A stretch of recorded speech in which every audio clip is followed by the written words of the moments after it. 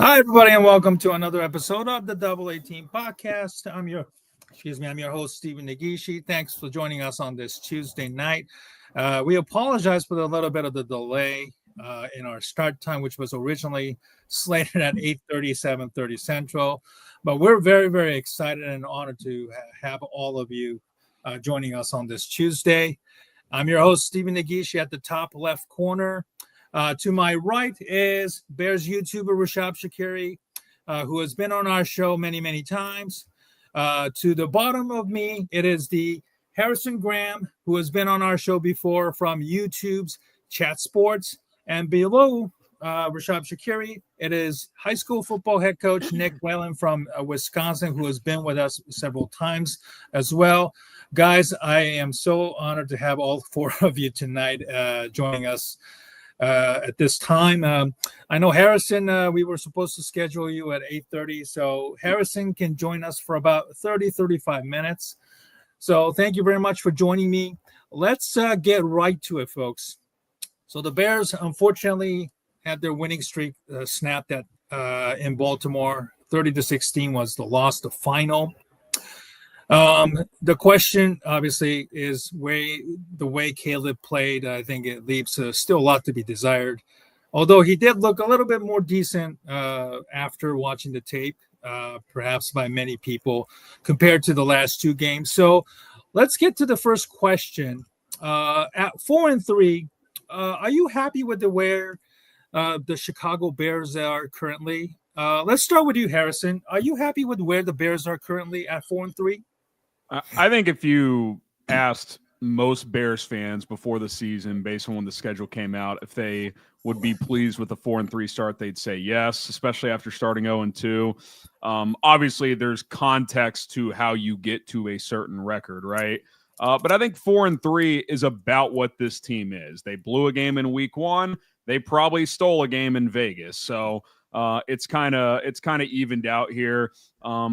As far as the Ravens game goes, look, I said it all week on my show. I'm sure others did as well.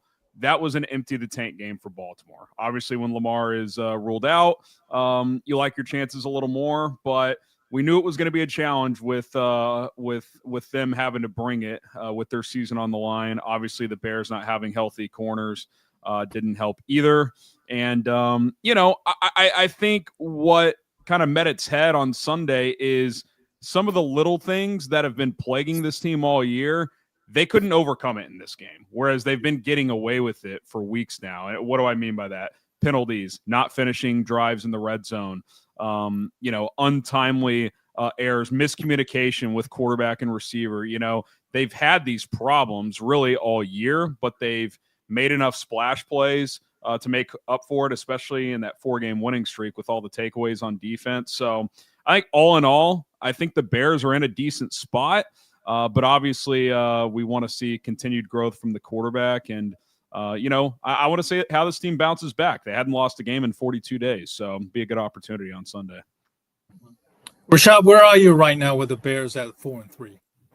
Yeah, I mean, I totally agree with what Harrison said. For the most part, like being at 4-3, you can't be too mad because we probably should have lost a game, at least one game, against the Commanders or the Raiders. Like both of them were last-second wins, and you could argue the first game against the Vikings could have been a win. So there's been a couple one-possession games that have gone, different directions. But I think in the end, the Bears are a 4-3 team right now. If you look at some of the EPA numbers, which I posted on Twitter, we're like right in the middle of defensive EPA and offensive EPA,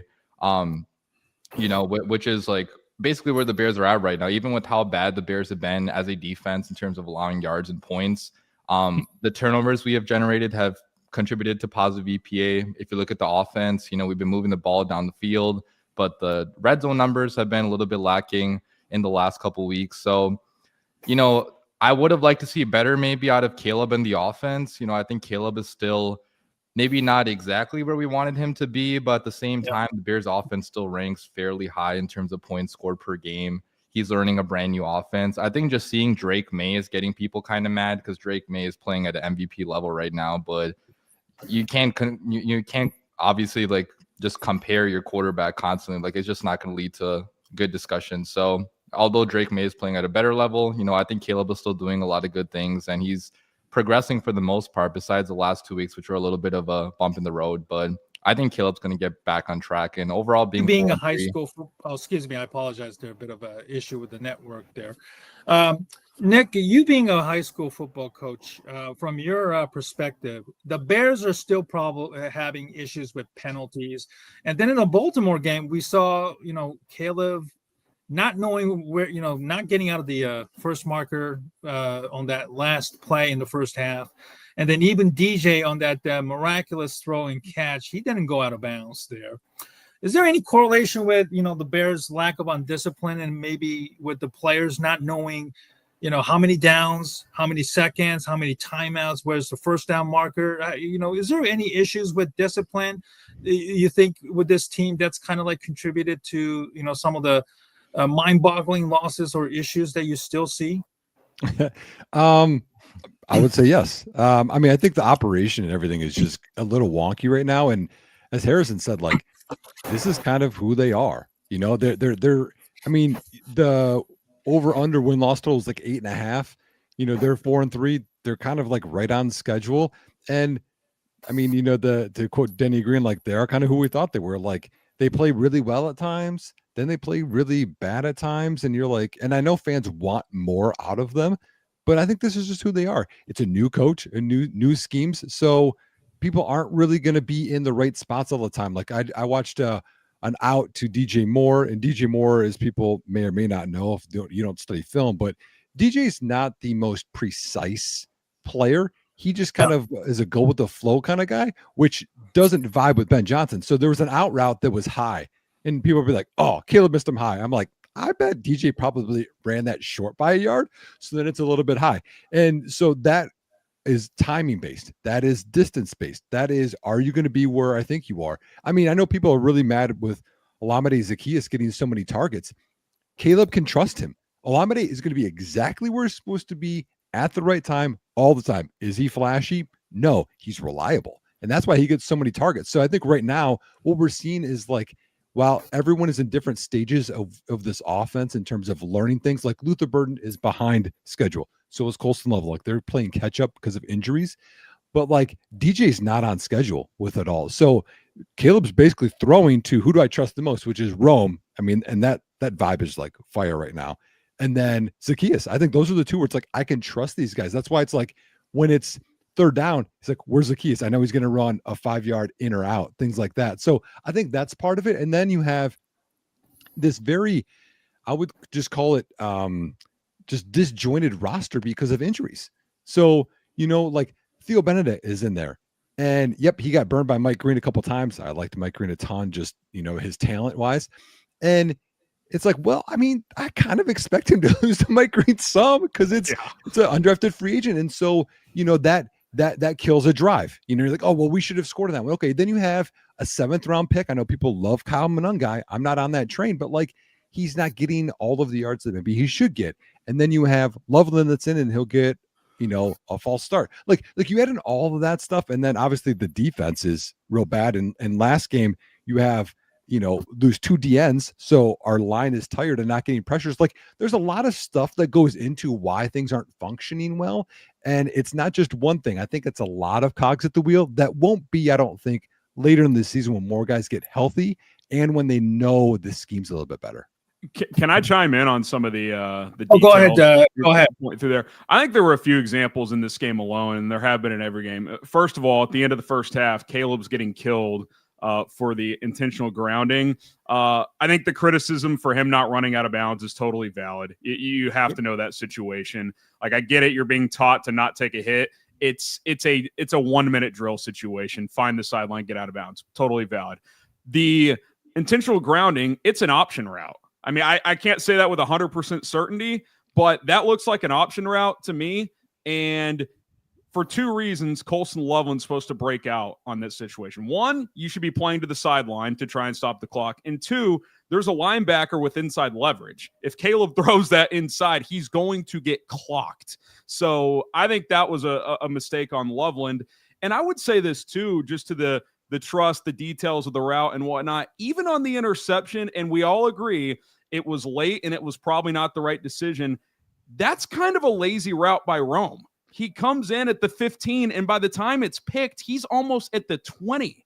I don't think he's taught to drift upfield on what seems like a simple dig route. I mean, Nick, you would know better than me as a coach, but I thought that was a lazy route, and it was the textbook. The corner ran the route for him. Mm-hmm. So, yeah, and the it's not ball's the first one he drifted on either. Rome drifted on a few others too. I think we can all agree the ball's late. It's probably too high risk of a situation throwing that out of your end zone. The check down's open, and I'm sure that's the talking point. I guarantee you Antoine Randall in the receiver room is saying, Rome, you got to flatten out that route, and you have to come back to the football. In that situation, he didn't either. So we can destroy the quarterback. We can say he sucks. The Drake May thing, look, if your expectation was to be in the MVP race this year, then yes, I guess you can be upset.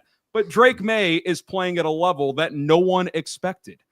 Kudos to the guy. So has it been perfect? No. Are there some bumps in the road? Guess who told us that the growth wouldn't be linear and that there would be bumps in the road? The head coach that we all pounded the table for. So I'm not selling my stock. Are there minor concerns? Of course. I wish he was further along in certain situations, but I felt like watching the game, he played far better than the week before. The problem is the turnover he had was an absolute backbreaker in a big spot. So that's what gets exemplified. So those are just a few extra thoughts I have on that situation. Thank you very much. Gio with a good question. How bad do you all think we need a corner? Because to me, Stevenson not being out there was very noticeable. So I want to kind of change up since Harrison is on a time crunch. This is one of the questions we were going to ask a little bit later. Should the Bears make a trade with the NFL deadline approaching? Now, there were a couple of trades already made earlier tonight. Derek White and Kyle Duggar both go on from the New England Patriots. I think it's kind of maybe not a good fit for what Mike Vrabel run there. Harrison, let me start with you. Should the Bears make a trade, as Gio was asking about the corner, or anybody else? Or do you feel like after this loss, Bears should just probably stay away from making any trades? I think they could use a corner. I mean, I don't, maybe they tried, maybe they didn't. I would have been comfortable doing that Roger McCreary trade in terms of that value, a late round pick swap. Now, if you think Kyler Gordon's truly only out 4 weeks, McCreary's kind of nickel only. So what do you do with them once Kyler's back? It's a fair enough question. The Keon White thing, I see some Bears people on Twitter freaking out about that. He doesn't move me. I don't mind not doing a move for him. But yeah, I mean, I think if you can find a reasonable trade for a rental at corner, because you don't really need a long-term piece there. In theory, Jalen's going to be here long-term. You just extended Kyler. Obviously, the injuries are a concern, but they're under contract for the foreseeable future. But, I've thrown out the name, could you get Alontae Taylor, who's in the final year of his rookie deal? Could you get a Rasul Douglas, who's actually played pretty well for Miami, signing late in the summer? Pick swap, late round pick. I don't know what the Saints would value Alontae Taylor at, but I probably like him the most because he's kind of a nickel outside hybrid guy. So I'd be poking around. I do get a little nervous at the idea of throwing a third or a fourth round pick for a guy who's not in your long-term plan. So I do think you got to be a little meticulous here. Right. Alontae Taylor's the guy that I also tweeted because he played for Dennis Allen in New Orleans. Yeah, so that too. At least there's that familiarity is also very, very important rather than starting over. Rishab, any idea of the trade with the Bears? I know people on Twitter casually throw out DJ Moore because he's not the guy, getting the targets that he was with, Justin Fields at quarterback. But with Rome is kind of struggling with catching the ball, there's no way the Bears should, part ways with DJ Moore at this point, right? I mean, they could if they wanted to, right? Because, you got so many weapons here. Like Nick said, Olamide Zaccheaus does a lot of things really well in this offense, but at the same time, he's not the weapon that DJ Moore is. Even though DJ Moore has his flaws, he can do some things that only DJ Moore can do. Only DJ Moore can, take a short route and, make it go all the way to the house like he can. So I would not want to trade DJ Moore personally, even though a lot of Bears fans have been tough of him, because Luther Burden's out with the concussion. We don't know how long he's going to be out. So you want give Caleb the best chance of success. And I think keeping DJ Moore on this roster enables that happening. And I honestly want to see more targets going to DJ Moore. A lot of them have been going to Rome. I know DJ and Caleb have not been on the same page during their time in Chicago together, but hopefully that's going to come eventually, you know. And like, who would you trade DJ Moore for? If it's like a top pass rusher, then maybe I would entertain that, because the Bears badly need pass rush help. But I just don't know what that trade is going to be, because you really don't get player for player trades in the NFL. Like, you'd probably be trading DJ Moore for what, like a second round or third round pick? Probably not even a second round pick, right? I mean, third at best. Right. Yeah, I don't know what his value would be at this point in time. He is under contract until 2029, so that kind of helps, but his production has not been like elite this year at all. So yeah, personally, I hope we don't trade him, but we'll see what Ryan Poles decides to do. Harrison, let me get back to you, and Nick can also join in on this. If I'm not mistaken, I think on your channel you proposed DJ Moore for, what was that, Caden Thibodeau trade proposal today? Kayvon Thibodeau, I kind of just threw out the idea, and even I said myself, like, I don't know if I would do it, but like, I don't know, would you trade DJ Moore and a 4th round pick for Kayvon Thibodeau? Like, if you're looking ahead, and if you're Poles and Ben Johnson, you're thinking, okay, if we expect Luther Burden to make the strides we think he can, and heading into next year he can be our true number 2 receiver, do you try and get a still somewhat controllable young asset as a pass rusher in Kayvon Thibodeau? You still have the 5th-year option, which has been exercised for next year. I don't know if the Giants would do that, but the thought from their end is, well, give Jackson Dart a nice piece for the second half of this season with Malik Neighbors out, and then long term, I think DJ Moore as a number 2 next to Malik Neighbors is a pretty fun idea. If I'm New York, they drafted Abdul Carter, so you know you can never have enough pass rushers. I'm not saying the Giants would do it, but you know, would they go for a structure like that? Because if I'm going to make a bit of a splash for a pass rusher, if I'm Ryan Poles, I don't want to give up a 1st or a 2nd round pick right now. But if I'm not confident that DJ Moore is in my long-term plans, would I ship him out 6 months earlier than I would consider shipping him out anyway, and get a piece back that can help you in an area that you desperately need it now and in the future? Plus, then it would give you the flexibility this offseason. Well, what if we want to unload Montez Sweat's contract because he's not living up to the contract, although he has been better recently? It's just an idea. Again, there's conflicting reports if Thibodeau's even available, but I'd rather do DJ in like a 4 than just a 2nd round pick for Kayvon Thibodeau. Mm-hmm. Nick, your thoughts on the any trades involving the Bears, and then the proposal you just heard from Harrison Grant? I'm gonna kind of go the other way. I want the Bears just to stay put, and they're not a playoff team, y'all. I just don't think they are. Like, even if you win the next 2, which I think people think, the NFC's loaded, y'all. Yeah. And then you got Minnesota and Pittsburgh and Green Bay twice and San Francisco and Detroit. Like I don't see, even if you get to 9 wins, I see them being like the last team out. Even if you get to 10 wins, still maybe last team out. Like, I don't see the playoffs here. So I would keep your draft picks, as Harrison's saying. A player for player trade is rare, just like Rishab was saying. Like, you know, maybe, you know, if something great came your way, but that's not what the trade deadline is for. Trade deadline is for desperation, and then you overpay, just like free agency. We've seen Ryan Poles do. So sit back, okay? Keep building and putting in the players that Ben Johnson wants, that Dennis Allen wants, etc. Now, I think it's an interesting point that Harrison brought up in terms of, you know, letting Montez Sweat go in the offseason. We're going to see who Ben Johnson and Dennis Allen like. And I know people are wanting another pass rusher, you know, like Thibodeau. I don't know. He's been so-so, I think, as a pro. He hasn't lived up to his hype.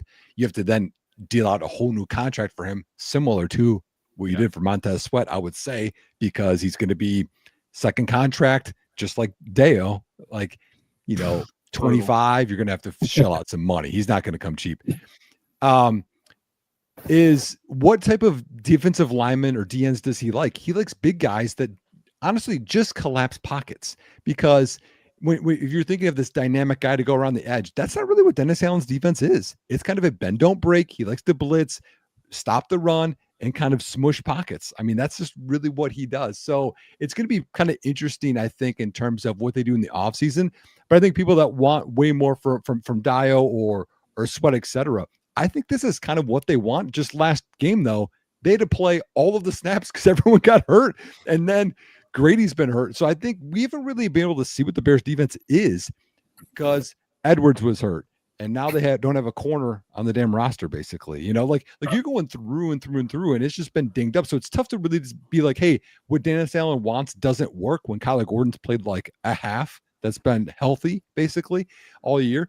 And you go through the list of everything. So I would just stay put. I don't think it's a playoff team, and let's just see when they're healthy if any of these pieces fit.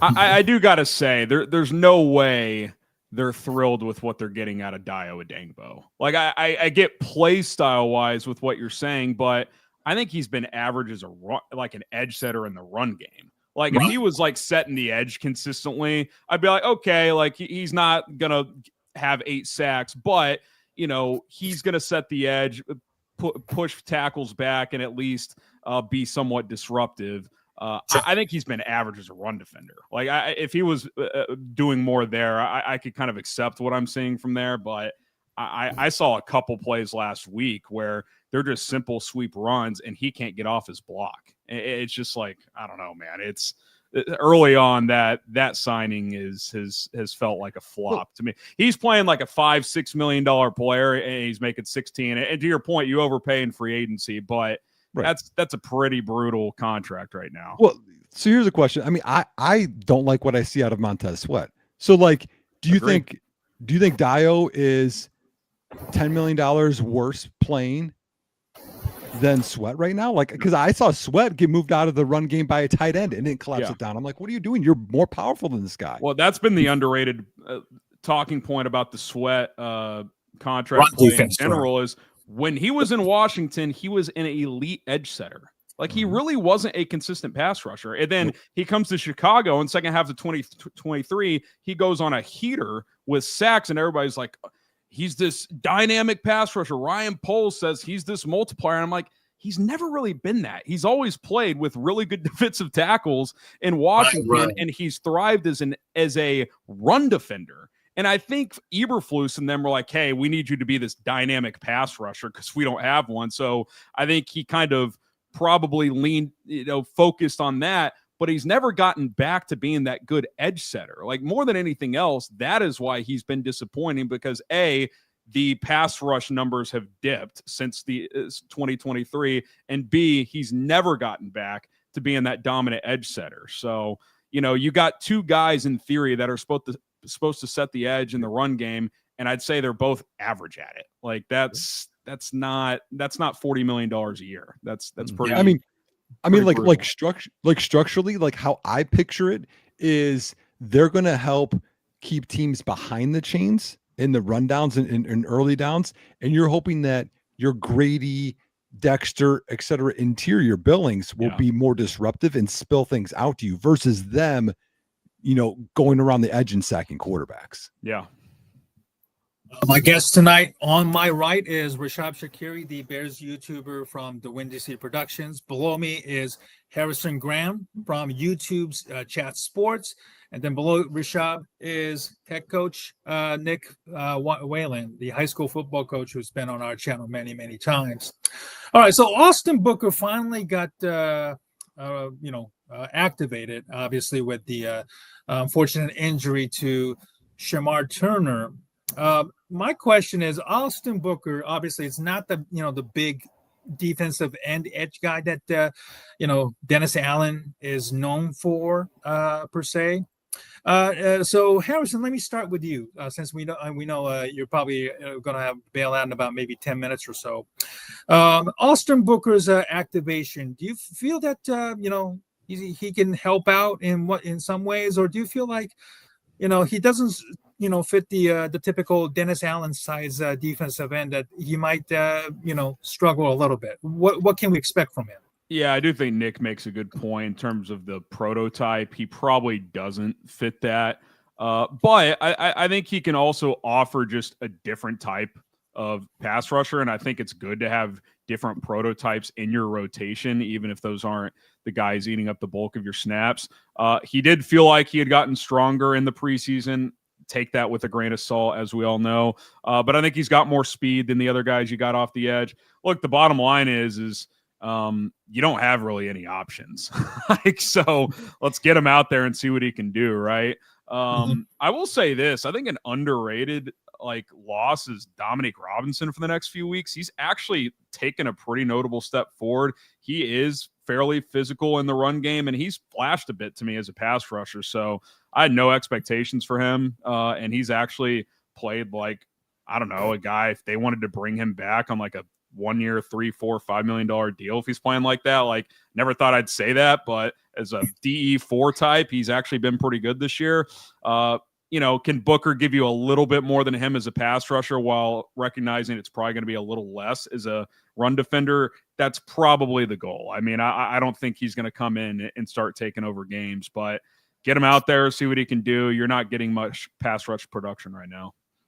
Rishab, your thoughts on Austin Booker, who's probably more than likely making his debut this upcoming week against the Bengals? Yeah, I mean, I'm hopeful he can do something that we're not expecting out of him, but I'm sure all Bears fans think, rational Bears fans, we're not expecting him to be a superstar, a game wrecker. I mean, I don't think a 4th-round pick is going to be that most times, and we just have not seen enough of him in the regular season. He's taken some snaps the last, the last year, but got injured at the beginning of this year, missed, a lot of the beginning portion of the season, obviously. So I'm not sure where he is in terms of his health and everything. I'm assuming he's fully healthy because he's been practicing in full the last couple weeks, but I'm still kind of curious why they didn't activate him the last couple weeks. I mean, that was a major talking point among Bears Twitter, which I'm not sure anybody really got to the bottom of. Maybe it was just that they like the other guys better, which could totally be possible. But if that is the case, obviously we're not going to expect him to have a sack per game, 2 sacks per game. But if he can provide the Bears with, some pressures per game, just something small, at least to maybe impact a game here and there, that'll be a success for the Chicago Bears. And like Harrison said, in preseason, he was really good, but preseason numbers, don't really matter at the end of the day. So yeah, I'm not having high expectations, but I'm just hopeful he can provide the Bears with a little bit of juice in the pass rush because we badly need it with all the cornerback injuries. Nick, do you have any theories being a coach? I know the NFL is a different beast, but what are your instincts telling you when a guy's practice window opens and he's basically a full participant for 3 weeks and they don't activate him until the last second? What does that tell you? To me, I think that tells me they're not happy with something that he's not doing in practice, or I agree. or how he handled his, treatment or things, meeting rooms, is something like that. Something seems off, because wasn't there another injury that popped up that wasn't his initial injury on the report? I was like, what is that? Well, I don't know about that, but when they cut Tano, I was like, oh, surely they're activating him. Nope. They activated Travis Homer. I was like, wait a second. You have no pass rush. You just cut a guy who actually made a few plays early in the season, and you're not activating Booker. I thought that was odd. Well, and I do wonder, Hardy's too, active. If Turner doesn't rip his knee, do they just leave him on IR? It felt That's a good question. It felt very odd to me. Rarely when you open a 21-day window, are you waiting till the last second to use that activation, unless there's an injury setback. Yep. Yeah, and it's not good. Well, and plus, Dana Hardy was active, and I know it's special teams, but he's not providing you anything, and he had to play D-line because of all the injuries. I mean, as we're talking through the prototypes, y'all, Austin Booker and Dominique Robinson, which I agree with you, Harrison. I was shocked with his improvement, which is good. It's not always linear. Guys can just pop out of nowhere. Booker's the only one that can bend around the edge, y'all. And if you don't know true pass rushing, it's an art form and a flexibility, not just an athleticism to this whole thing. And he can bend, and that's why. I mean, he fell in the draft, I think, somewhat due to he didn't have the greatest RAS, but his bend was good in preseason. But to me, there's something off the field that's not going great, or he doesn't vibe with Dennis Allen, which that's not his prototype. Right. Yeah. I'll end this conversation on this part. it will be interesting to see Dennis Allen, how he utilizes him. Again, we talked about not being his prototype, but smart coaches find a way to use him. Any player, you don't pigeonhole, players into your own system or scheme, or vice versa. We've seen that with Matt Nagy several years ago, and the offensive system that really didn't jive well. And Nagy himself turned out to be very, very inflexible. So, this is a good test for Dennis Allen and how he utilizes Austin Booker, knowing that there is so many injuries and there's no chance, there's no no other choice but to play Austin Booker. Let's talk about the play that kind of drew a lot of interest. The pick that we talked about, the two different answers that was given by Ben Johnson and Caleb himself. Caleb threw a pass to Rome that got picked off by Nate Wiggins. That should have been probably around here a little bit earlier. But Johnson was saying that he wanted Caleb to take a check down or easier route, a completion to Kyle Monangai here, and then could have gotten a first down here. So that kind of drew an interesting, comment or from some other people, on Twitter regarding, maybe if these two guys are seeing things eye to eye or they're being on the same page. Harrison, I know you only got a few more minutes. I'll give you the honors to finish this out. What do you think? Do you still see, both Caleb and Ben still not being on the same page, and how concerning is it? A couple things. I think it's I don't want to call it cheap journalism, but I get it. But Caleb Williams, after the game, is asked what happened on the pick, and he's probably trying to remember 50 plays in his mind. Obviously, he knows the interception. He says it's a good read, and number one, if he throws it earlier, it's there. Like, if it's a good ball on time with a little more velocity, and if Rome runs the route properly, it can be a completed pass. So that's number one. Ben Johnson said, I'll have to go back and look at it, but I would like to think there was a better option there. That is true. The check down is a better option, but for then Bears media members to say they're just not on the same page, they haven't gone back and done the film review. You're asking them 10 minutes after the game. After the game is over, when everybody's so emotional. To assess that play, when one, I don't think it was a disastrous read by Caleb. If he throws it earlier and it's a good ball, it's either a PBU or it's a completion. I don't think it's intercepted. And two, yes, the check down probably ends up being better, but even in that moment, Ben Johnson didn't identify specifically the check down. You know why? Because he hadn't gone back and watched the play yet. So I think it's a little cheap when people are out there, they're not on the same page. The coach and the quarterback, they're just not seeing the game the same way. And I'm not saying they're seeing it perfectly, but I think that's a little like that. That's kind of forcing a headline to me. And number two, like I said earlier, this is classic risk assessment, right? If you're at midfield and you throw this ball to Rome and the DB makes a great play on it, okay, so be it. But you're down one score, you're backed up. You probably shouldn't throw that ball, especially late over the middle. That's QB 101. Never throw late over the middle, especially backed up like that. So, again, I'm not defending Caleb. It's a bad turnover in a bad spot, but people acting like this is the worst play they've ever seen is a little rich for my blood. I have an alternative theory here, and again, this is just, I don't know, my thought on it.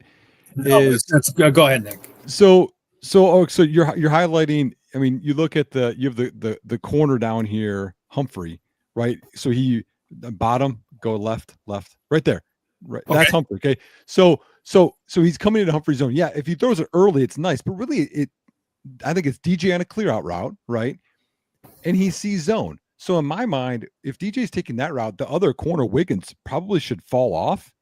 And I feel like he back shoulders Rome on purpose, throws behind him away from Humphrey. So he didn't expect, I don't think he expected Wiggins to continue with him, is what my gut tells me. Now, again, I could be wrong. I still think Monangai's the smart throw. Now, again, it's second, I think 9, because Monangai made a bad read on the run earlier. So He's going to get 4 when Humphrey tackles him, and that's going to be 3rd and 5 backed up. I mean, whatever.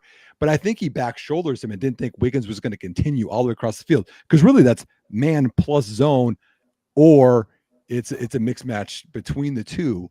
I know they really beat up Wiggins a ton with Diggs with Rome in this game. He was open a ton, by the way. Caleb missed him on a couple. So maybe they just changed it up later. But I think that was part of the miscommunication too, because it was man and zone. One more thought too, and then I'll leave it to you guys. I'll sign off here. Sometimes a guy just makes a play. Like look where Wiggins is. For him to jump this is a pretty damn good play, man. Like right, he trailed the entire time. That's on that route. Yeah, like it's like it would be one thing if this was like some reckless throw into triple coverage or something. Like I think.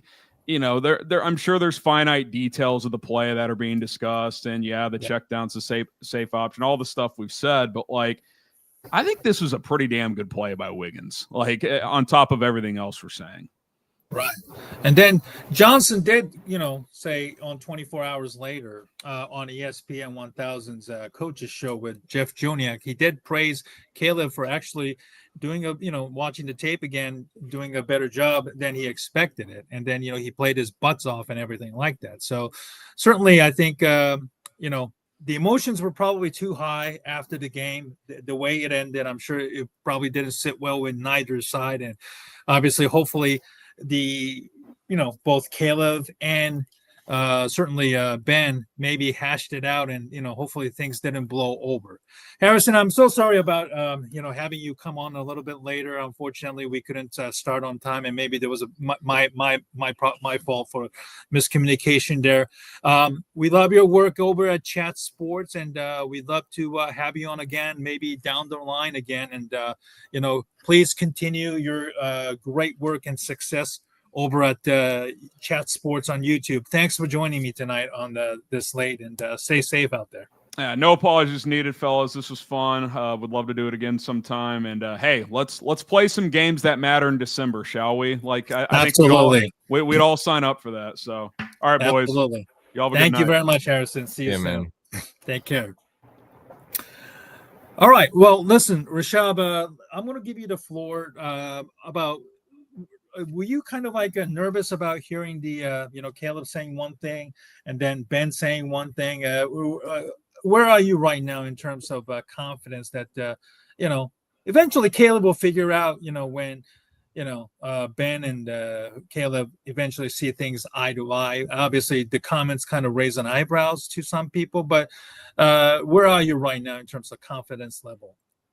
I mean, I think Nick and Harrison said it best. Like, especially Harrison, like he was talking about how, Caleb said that 2 minutes after the game ended, basically. And Ben Johnson said that like after watching some film. So like, I don't think it's a big deal, honestly. Like maybe in the film room, Caleb ended up agreeing with Ben Johnson that he should have taken this short route, a lot easier percentage throw. And, it would have been 3rd and 5, 3rd and 6, whatever. So it still would have been a little bit tough to convert the first down after that. But I'm just not going to like kill Caleb for this interception either. Obviously it did come late in the game and it looks horrible. And yes, probably could have made a better decision. But I think in terms of process, like he's still doing a lot of good things. Like if you watch the last game, there's a lot of things he's doing well. He's still missing on some throws, but I think it's going to all click for him eventually. It's just going to take a little bit of time probably. And it's maybe not happening as fast as people wanted it to happen, but I'm not really worried about Ben Johnson and Caleb like not being on the same page or whatever. Like I think they're going to be just fine here pretty soon. Okay. All right, which leads me to this next question. Are you happy with what Ben Johnson has done so far as a head coach? And I'm sure that we're all happy with the way the Bears have responded in spite of 0-2 start. Especially the 52-21 debacle against the the Detroit Lions.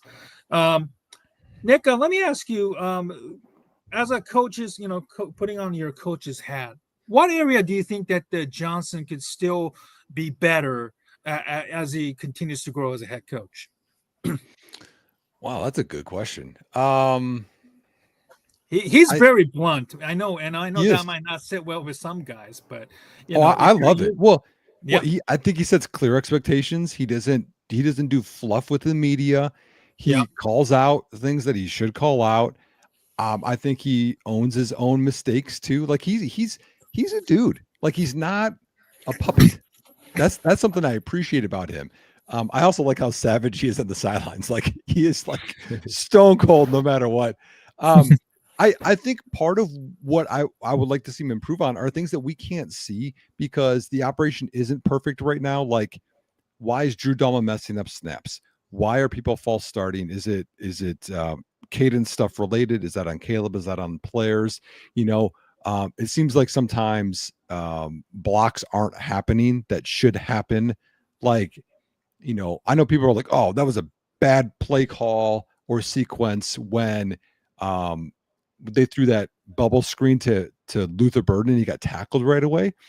But the play within the play, I thought it was phenomenal read by Caleb because it was an RPO. So it was a run to Monungai with another blocker. And last second, Kyle Hamilton comes down and blitzes off the edge. Caleb sees that, throws the screen to Burden, who was supposed to block, or to Burden. Rome was supposed to block one DB. There was a safety that was 10 yards off. And if he catches that guy can make the tackle. But then right then, Theo Benedict comes off and can make that block if he cuts inside. And then I saw actually Dahlman come off. I was like, man, I don't know if that was just called, if it was an RPO or not. It was a really good design, but I was like, people said it was a bad play because Rome missed a block and it got 0 yards. I'm just like, that's actually a pretty sick design. Like the things that he dials up, I think are maybe they're just here. And I think our guys can't execute everything, but it's really tough to judge him, man, when like, oh, Kyle Monungai loses 2 yards on second and goal from the 3. And then we false start the next play. Like we have, I was looking at this up, man. The Bears have the second most penalties per game in the league, and their opponents have drawn the second lowest. I was like, it's hard to win ball games like that. Yeah. Do you think that's also like kind of bad luck, or is it just like us being undisciplined on both sides of the ball? I mean, on offense, especially, I think it is us being undisciplined a lot, but there's also been, calls like the OPI call against Colson Loveland a couple times. The one in the red zone with Roma Dunze where they called illegal formation, which like, or what was it, like offsides or whatever they called, like it was like by the book. Technically they could have called that, but I think everybody agreed that you don't call that in that situation. Like it's just, what are your thoughts on like, is it luck or is it just like referees being bad against us? I mean, and again, like you've come to one of my games, you can see this. I tend to not be like a ref guy, I'm like, whatever, they like even out over time.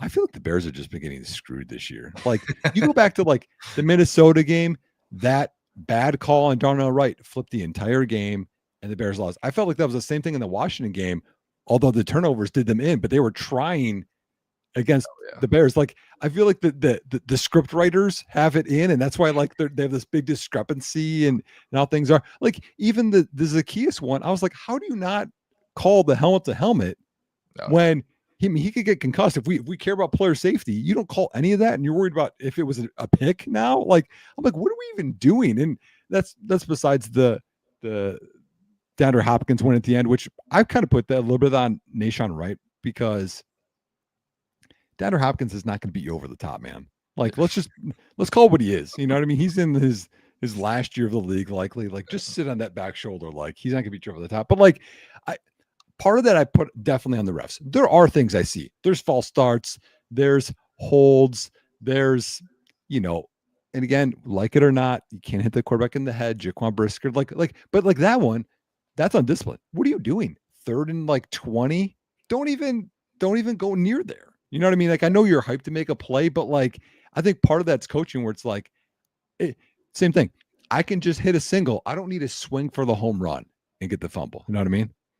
Yeah, I think a lot of it is also, we got new coaches in here. Ben Johnson, first year coaching. Dennis Allen, he's been coaching for a long time, but new to all these players. So to some extent, I also understand it might take a little bit of time to establish your culture and like establish the habits that, Ben Johnson talks about. I mean, I'm sure eventually he wants the players to kind of run the locker room themselves, which that was also another talking point. Like he called out I didn't see the exact quote what it was, but I saw it floating around on Twitter where he was like hoping for somebody in the locker room to kind of step up. Not sure if you saw that quote or not, but I thought that quote was kind of interesting because I was kind of wondering if he's talking about, Caleb per se or like other leaders in the locker room, because I think he is right that it can't all just be coaching, right? I mean, he's taking accountability himself, but like a lot of the players, they also, for these mistakes, they have to be accountable to. Like they're just not, executing sometimes. And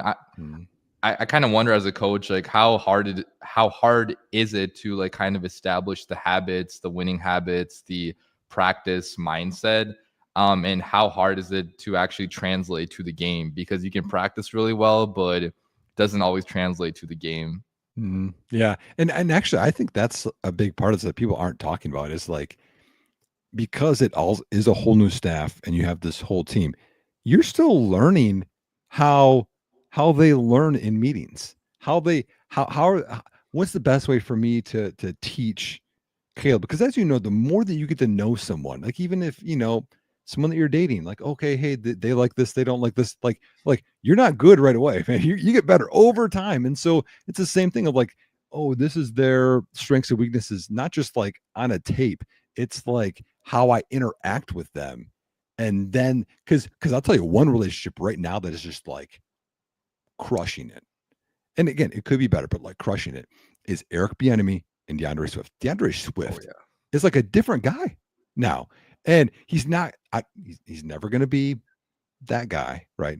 But he's way better than he was even just this year.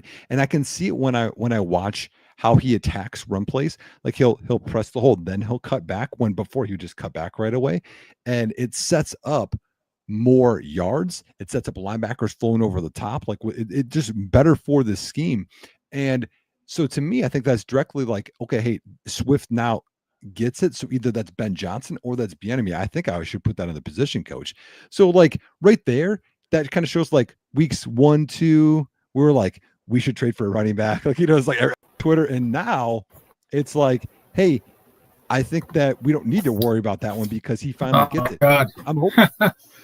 Folks, I apologize. My internet is acting wonky. Well, I'm very sorry, guys. I am extremely sorry. My internet has been acting up very, very wonky, and I'm really, really sorry. I'm going to have to address this at another very, very time. But Nick, I apologize for interrupting for whatever you were saying for a long time.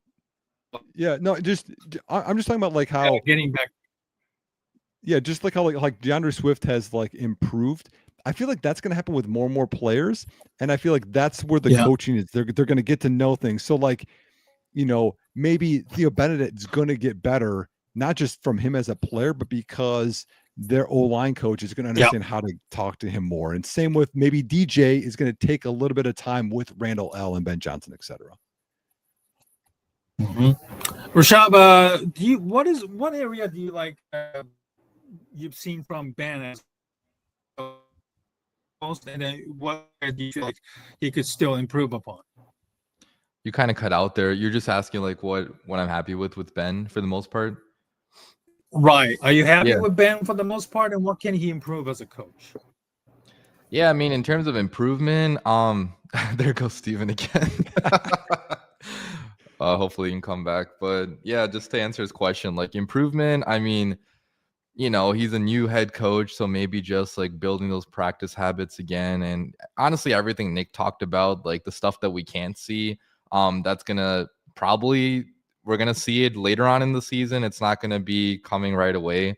But I think he's done a lot of things well for being a first-time head coach. Like he commands the locker room without a doubt. Like there is no question mark that the people in the locker room, they listen to him, they respect him. If you watch the post-win, videos the Bears release, like everybody's bought into the good, better, best chant. And, that stuff works when you're winning for sure. Like hopefully it can still work if the Bears are not winning. But I think they're building all the right habits, all the right culture.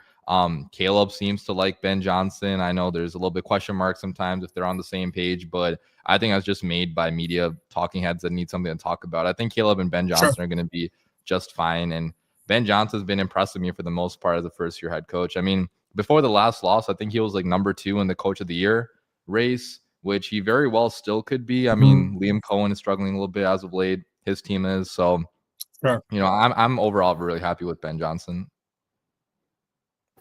Bear Down Forever with a question. What do you guys think is holding Caleb back? Coach says he's working hard. Nick, as a coach, when you look at Caleb overall, do you feel like, maybe he's still a bit slow when it comes to processing? Because that's what some people are kind of worried about. We drafted players like Trubisky and Fields, who's, a bit slow when it comes to processing. Is that something that can be improved? And if so, how could that be even remotely possible, considering the history of drafting quarterbacks like this? I mean, I know it's easy for us because, I've been back further than you guys. Like, I've been through the K McNaught experience, and then, like you go the Rex Grossman experience. Like, I've been through all of them, man. Like, but to me, like, that's what matters. Right now, all that matters is Caleb and Ben, because, Justin Fields has no influence on what's going on right now. But to me, like, yes, the timing and all stuff can get better. How does it get better? When you again, just like you get to know your coaches more and your teammates more, like when you get more and more rapport, what that person's thinking. Oh, this guy's going to be out of his route a little bit later because he likes to set that guy up a little bit more. Like you get to know a lot more and trust your O-line, trust your play caller. Like, oh, hey, he calls this play, but I know he likes me to read this backwards versus this front versus that other thing. Like you get to know a little bit more to it. And to me, that has to go with timing. Right now, I think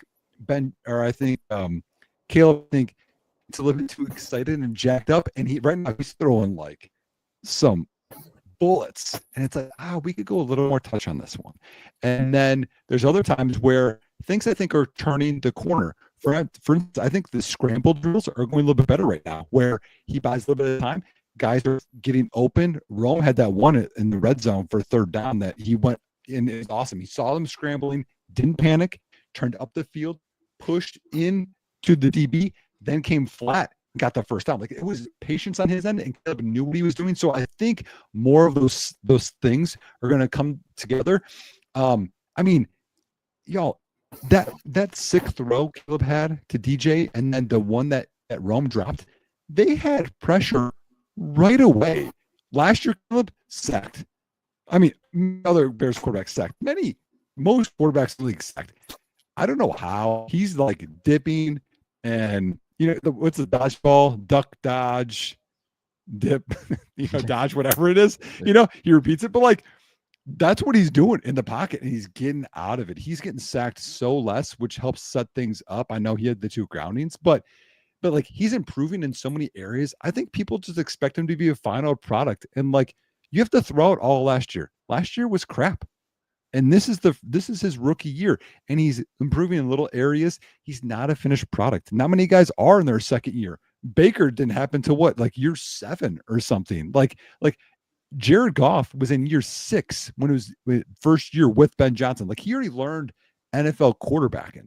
So to me, I think like he's got some time just learning to be an NFL quarterback and with Ben Johnson. And right now, I don't think he's playing bad. Like, if this is the worst it's going to be, I think we're going to be fine as Bears fans.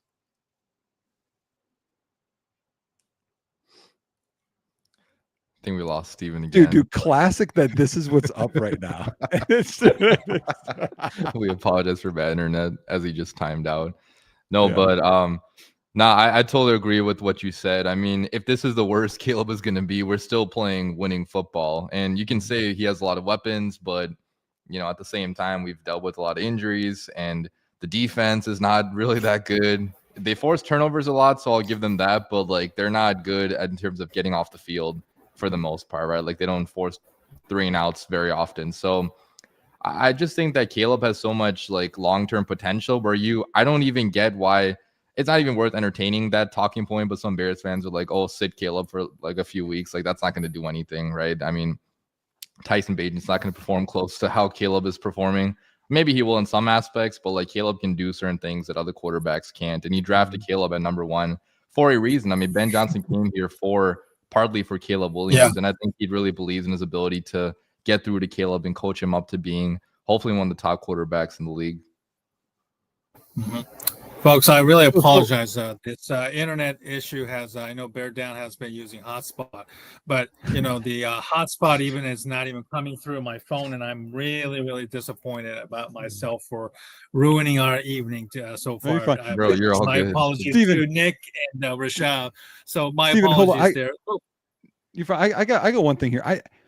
I think that we Chicago fans, Chicago media, I think national media about the Bears have one massive issue.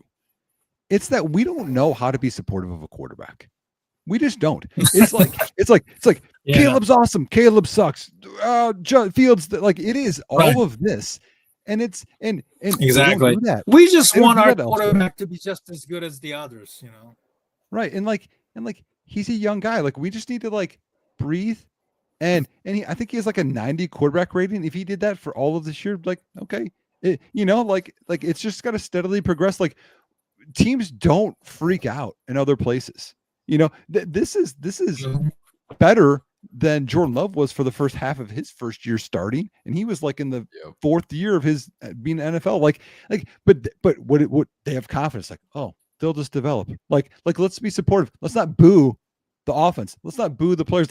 As fans, I think we just need to learn how to be supportive because players see stuff. Their wives, their girlfriends, their kids, they see stuff, us trashing players, etc. What a change it would be not to because again, as Steven said, we're older, we've been through K. McNown sucks, Rex Grossman sucks, Kyle Orton sucks, Jay Cutler sucks. Just goes through the list. They're not there the first 4 weeks. Ben Johnson, fire him, get someone new. It's people need to it's a process. Let's not go black and white. Let's stay in the gray area of yep, let's just see some improvement and just be calm and steady and supportive. That's a whole thing I think we could do as a fan base. That's something we actually could do that would help. Facts. 100% All right. facts. I mean, yeah, I was just gonna say quickly, I feel like initially we sometimes support our quarterback, but if it doesn't go right after 8 or 9 games, we're ready to already throw them out, which is so stupid. I mean, I don't think we should use the past as a projection on Caleb because Caleb had nothing to do with the past of the Chicago Bears. He's just trying to fix it at this point. So we got to be supportive. Absolutely. Yeah, we're definitely going to be watching this, growth. There will be some growth pains. We've already seen it, unfortunately.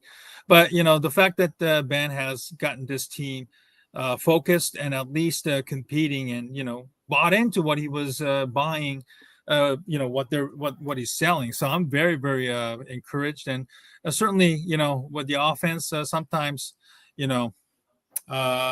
it's difficult for fans to kind of, be positive, especially with the Derek May, Bo Nix.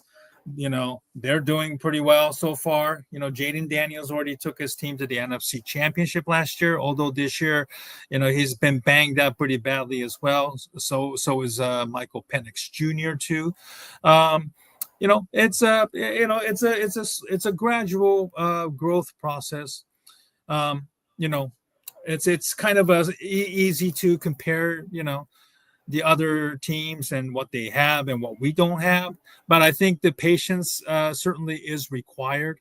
Nick, I wanted to kind of ask you: is it fair to compare the what Johnson and Williams is going through with Goff and Johnson went through with Lions, or is this a completely unfair comparison in your opinion?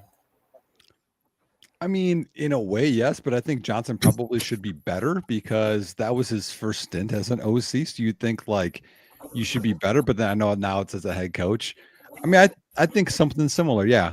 When you're new at your job, you're probably not going to be the best at your job. You're going to be better as weeks progress, as days progress, as you get to know your coworkers. It's the same type of thing. So it's only 7 games into this, and it's only, whatever, not even 1 full year into him knowing his whole staff and everything. It's going to be evolving thing. So yeah, I don't think I think yes, you could use it someone as a comparison, but I don't think we should because I think it's a very different animal.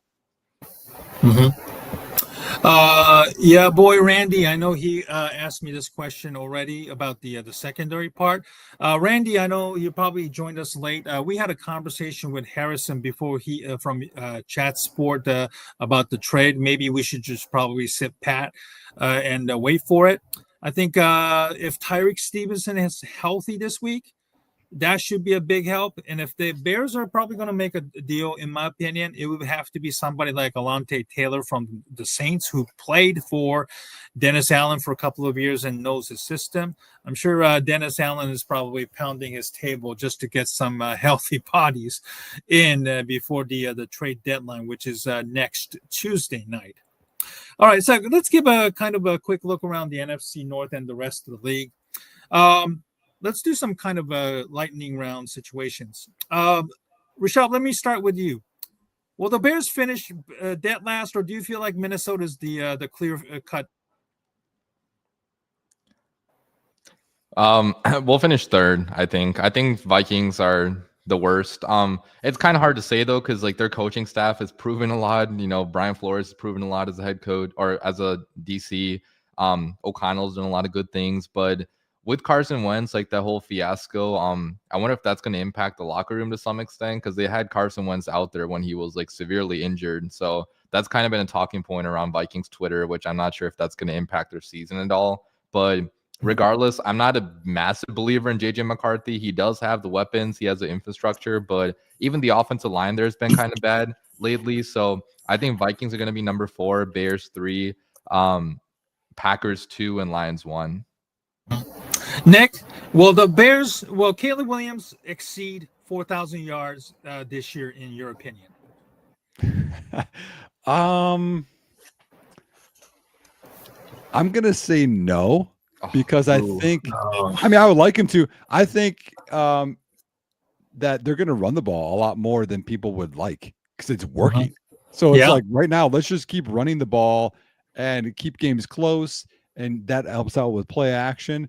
I think he's going to be close, but I think he's going to fall just short. It's going to drive us nuts. It's probably going to be like 3,900 some yards. Well, hopefully that's still good enough for the Bears record, surpassing Eric Kramer there too. So, Rishab, looking at the next couple of schedule wise, give me your ballpark estimate right now with 4-3 right now. Do you see the Bears finishing 10-7? Yes or no? My official prediction is gonna be 9-8, which is still like a little bit on the optimistic side. I think either 8-9 or 9-8 is fairly reasonable, because we're gonna win some games here. I would hope, right? Like I think we can beat the Bengals if Joe Flacco's not playing. I mean, even if he is playing, like there is a chance we could beat them. Giants are a winnable opponent. Like we got some winnable opponents down the stretch, but we also got a lot of tough ones too, like Niners, Packers twice, Lions. I don't think we're going to beat the Lions this year. So I would hope we can get to 8 or 9 wins. I think that would be a reasonable goal. Nick, what do you think? 9-8 or 10-7 attainable, or do you feel like it's going to fall short there? I mean, if they go 500 the rest of the way, it's 9-7. So, or 9-8. Sorry.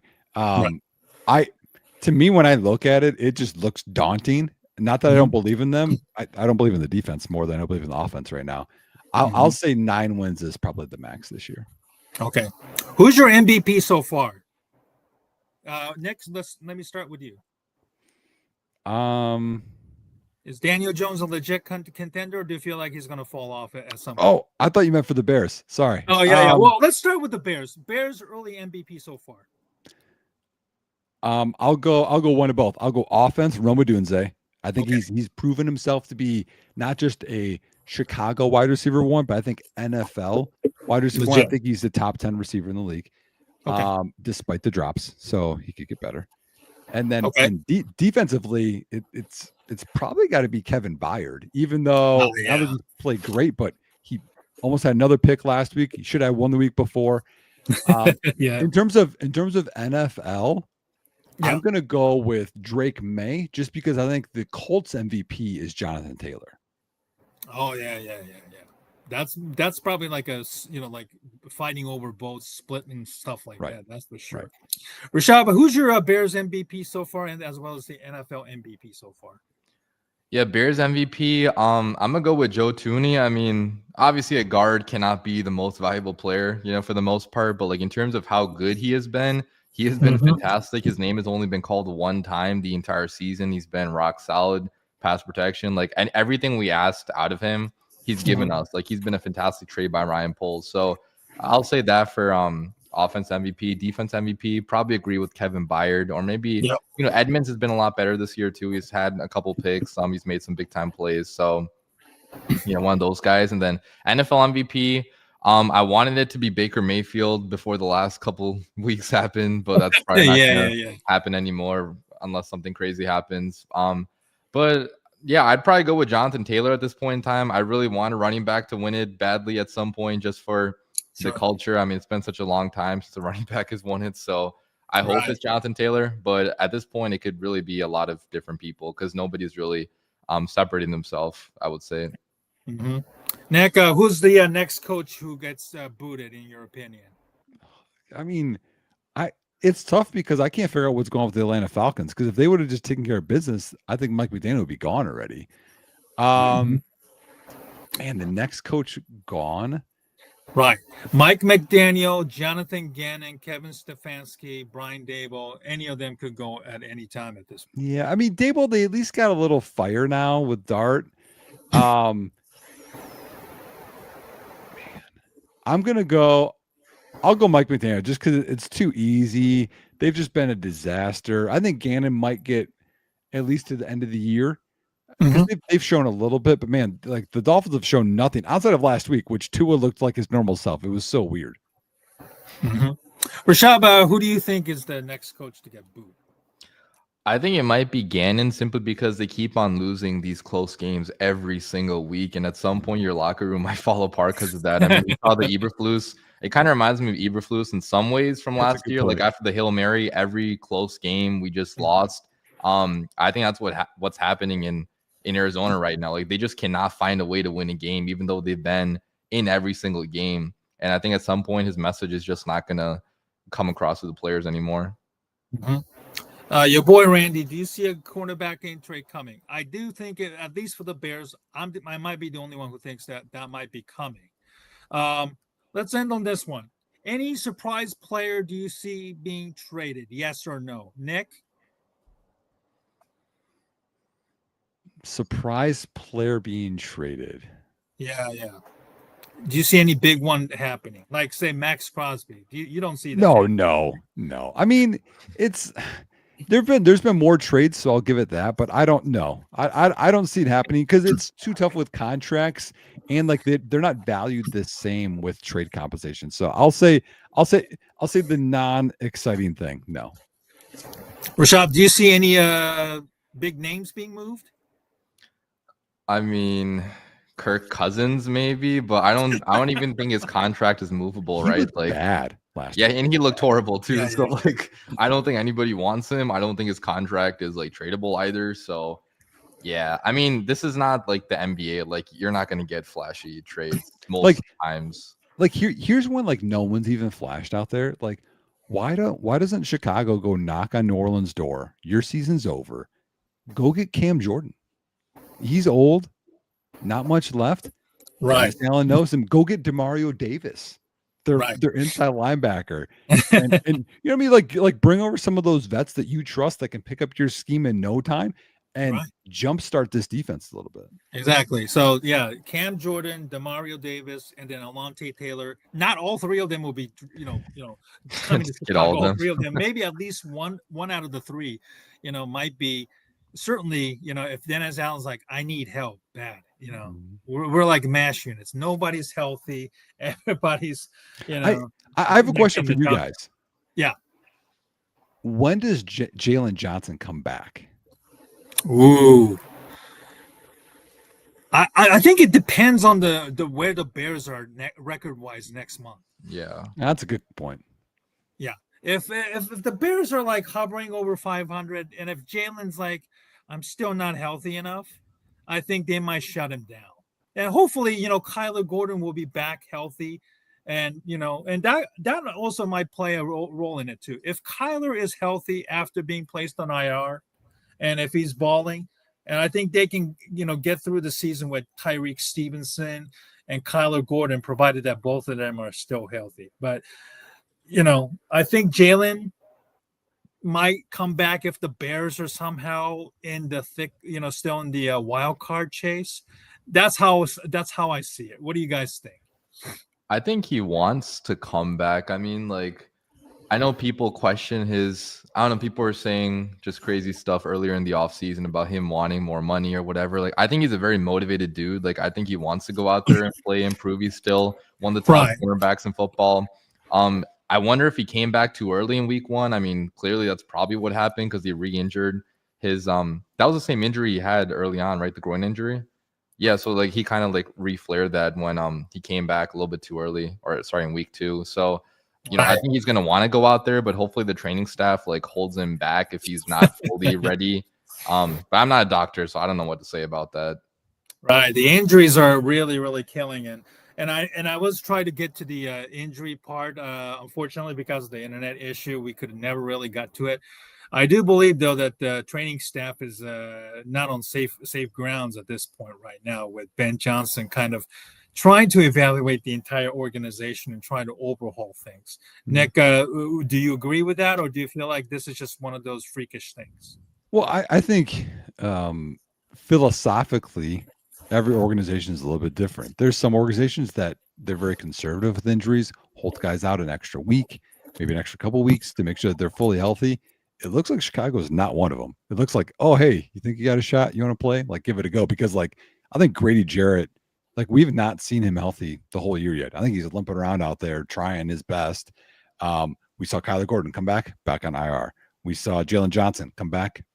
Like, guys are getting hurt and re-injuring themselves so often. I mean, look at last week. Like, Zacchaeus and Burden were out. We'd have Devin Duvernay running routes out there, which like doesn't happen, even though we're loaded at receiver. Like, we're getting a lot of things. So I wonder if they're being a little bit too aggressive as a philosophical medical staff. Mm-hmm.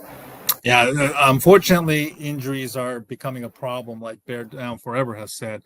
We've had a lot of people, high-profile players miss time or go out already on the season. Malik Neighbors is out. Jalen Daniels is out, unfortunately. And with the Bears, so many players are kind of hurting a lot. So, it's a game of attrition. There's no question about it. But, you just hope that the Bears have enough healthy bodies to finish out the regular season, because, we know that after 4-2 last year, they went on a nosedive. But this year hopefully feels a lot different. So on that note, listen, Nick, Rishab, thank you so much. I certainly would like to apologize to you guys, as well as the over 2,500 people who are kind enough to join me on this live stream. I want to apologize for this internet issue. Hopefully next time we do this, it will be resolved, and hopefully there will be no more problems. Nick, listen, thank you for joining me tonight, and congratulations on getting through your first year as a head coach and your program. Rishab, thank you for joining me as always, and love to do a live stream with you again, hopefully either this upcoming week or maybe next week as well, whenever you're available. Yeah, thanks, man. Thanks for having me on, as usual. Oh, one last quick question. Who drafts better, Poles or Pace? Oh, my God. I think it's, Poles in the first couple rounds, Pace in the next couple rounds. Yeah, that's a very diplomatic and right answer there. Hopefully, Bear Down Forever. Hopefully, that was a not good answer for you, and I want to apologize. And thank you very much for being involved in the all the comments and questions. And hopefully, you're kind enough to join us again on our next live stream chat, whoever it might be. And also, I want to extend my thanks to Harrison Graham from Chatsport for joining me, even though it was for 35 minutes. Hopefully he will be kind enough to join us for a little over an hour next time. Guys, have a wonderful evening, and bear down, and I look forward to seeing you guys next time on my live stream. Have a great night, guys. Thanks, Steven. Bear down. Thank you very much. Take care, guys.